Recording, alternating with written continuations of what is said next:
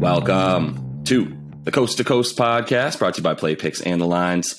Coming to you from the West Coast, Josh Lander, joined by my guy Nate Weitzer on the East Coast. And we're looking at a Monday night slate here in a league that has been ravaged by COVID. As we all know, a couple games have been postponed already. One is postponed tonight, and a bunch of players are all missing. So we're going to take a look at what that looks like for a couple of these games. Make sure you are liked and subscribed to the page, as we've got a couple of videos up for you today, including this one, which we are going to be looking at the San Antonio Spurs visiting the Clippers, taking a look at who's playing in that game. The Spurs have a bunch of guys healthy, which means that they are probably at an advantage over most teams in the NBA right now. So we'll take a look at all that. Nate does have his great article up on playpicks.com as well. Make sure you check that out with some best bets and player props. And as always, if you do still need a FanDuel or DraftKings account, head to fdpicks.com or dkpicks.com and find those listings in your area, such as some of these weird ass spreads we've got for tonight. Nate, let's get into it. Yeah, this one's holding pretty steady, so that's why basically we want to talk about it so much. It's a little predictable at this point in the morning.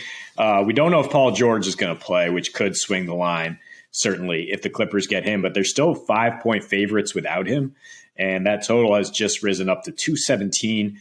I think both numbers are exploitable on the other side. The Spurs are on a back-to-back, but as you mentioned, they don't have anybody in COVID protocol, which is quite a feat at this point. So their depth should be an asset here as they go into Staples Center. And then there are 5 games tonight, including the Sixers +3 at Celtics. That game might have been called off, but now they're going to play it. Several players on both sides in COVID, and Tatum and Embiid both respectively questionable with ankle injuries. So no reason to talk about that one until you know who's going to play. Rockets +7 at the Bulls, an intriguing one. Chicago just came off their mandatory pause to beat the Lakers last night, and we will break that down in a separate episode. Thunder +9 at the Grizzlies after they lost by an NBA record 73 in their last matchup to Memphis. The Hornets are +12 at the Jazz with a total of 237. That's certainly an intriguing one to look at. We will visit that in our player props video. And then the Kings with a couple guys in COVID protocols, facing the Warriors with a couple guys out, Jordan Poole and Andrew Wiggins. But the Warriors still -12 at home, where they've only lost one game this season.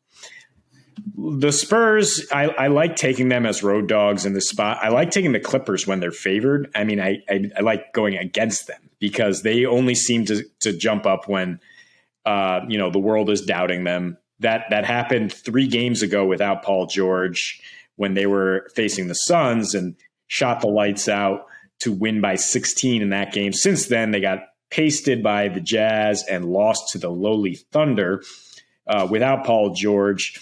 But that kind of outlier game exemplifies how they've played. They've somehow been better on offense, 7 points better per 100 possessions in games Paul George has missed. They've gone 3-3 in that span. I think that's a complete fluke. Shooting 40% from deep. I mean, maybe not a complete fluke, but I think it's bound to regress at some point. He is their best offensive player, and they've depended on him so much. In fact, they depended on him for 34 points to beat the Spurs when these teams met in November.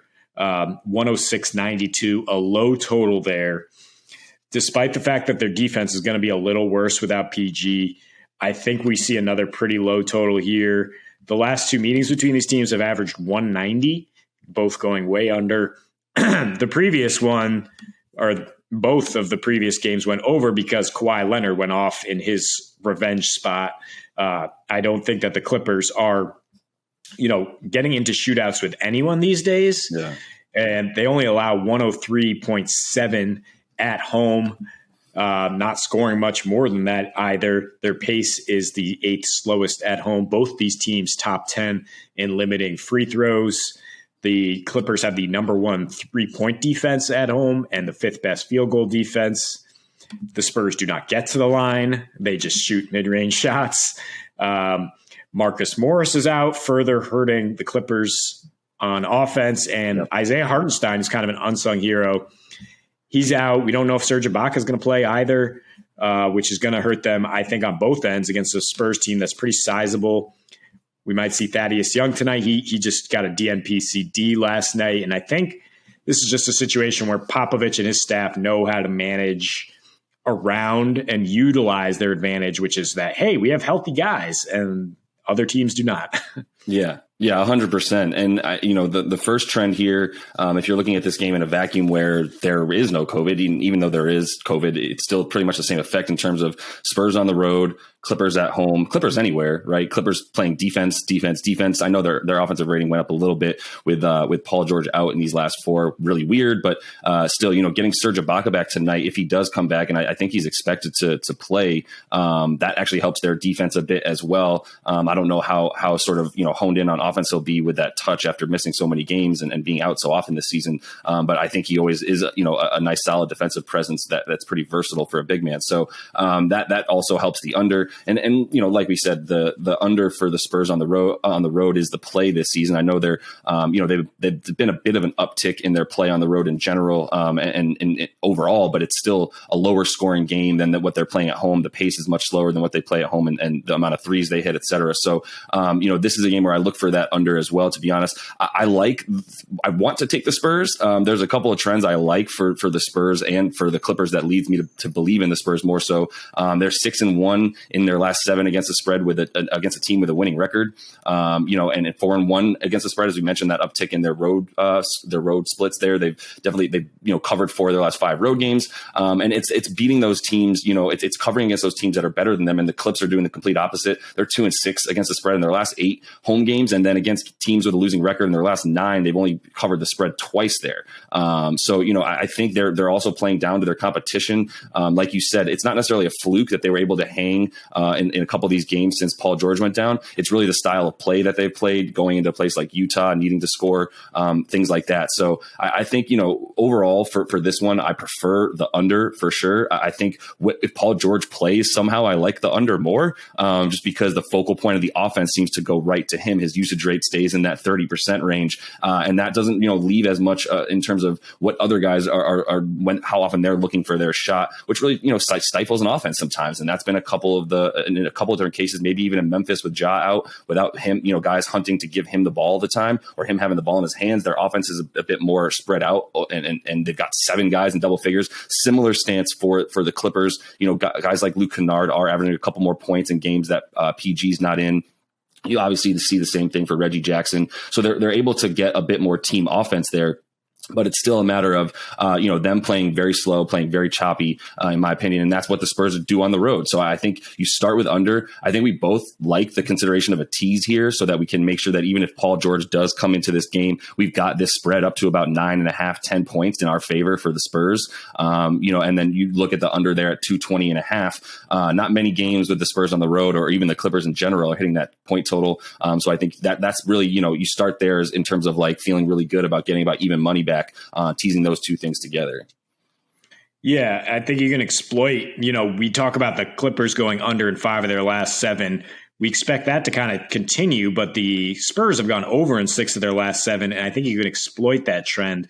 That's why the number is too high, because they've played the Hornets, Jazz, the Nuggets twice, and they gave up 121 to the fast-paced Kings last night. As I mentioned, the Clippers don't play with much pace.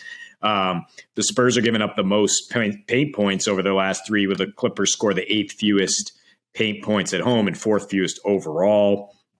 And then the Clippers themselves, 25th in offensive rating over their last 7. So I think this is a time for the Spurs to get right defensively. And that's why I expect them to be able to potentially win this game. I actually don't think you really need to take the +5 if you feel Paul George is going to sit. I think you would take some of the plus odds there on the money line.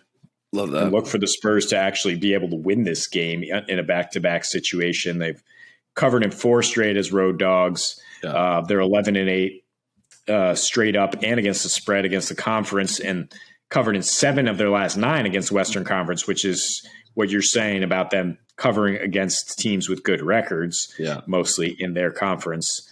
So I think that you can definitely take the Spurs to shut down what the Clippers like to do without Paul George. I think they're just a smarter team. Maybe the Clippers have been able to pull that off against teams that are not as well coached, but the Spurs should be able to limit that offense and keep the game under, probably keep it close down the stretch, and hopefully cover the spread or win. Yeah, no, 100%. I think we're all feeling the same thing. It's going to be a weird night tonight all over the place. This game, just as weird as any, especially because one team actually has most of its players in the Spurs. So we'll see what that looks like for each squad tonight. Make sure you are liked and subscribed to that page. We've also got another player props video up for you today that we love to bring you. So make sure you check that out. And until we see you next, happy betting.